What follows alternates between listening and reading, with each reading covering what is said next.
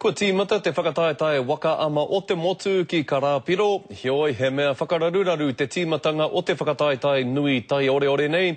E tētahi hauata waka I runga I te arahanga o te oko horoi a Tāwhiao, ara te arahanga o Kemureti. E rima haora te roa e tātari ana ngā tamariki kia tīmata ai wa rātou reihi. Engari ka rehe aha kia rātou. Gonna race for gold. Koinei te tīma o Kamakani o te karapu o te toki. E tīma kua piri ki ngā mahi waka ama mai tā rātou ko hunga-hungatanga. Kia noho rātou I roto I tēnei pukinga. Ara atua no ngā koranga kai roto I nei mahi.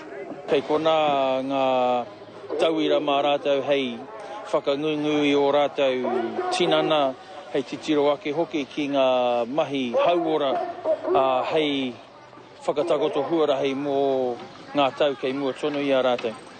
Kua whai whakaro ki te tīma nei ki ngā tau kei te heke mai.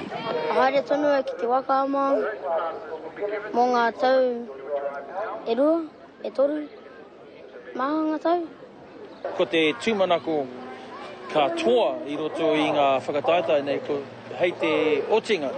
Ko te mea nui ka hihia tonu I rātou ki te hoki mai ki te whai tonu I tēnei mahi.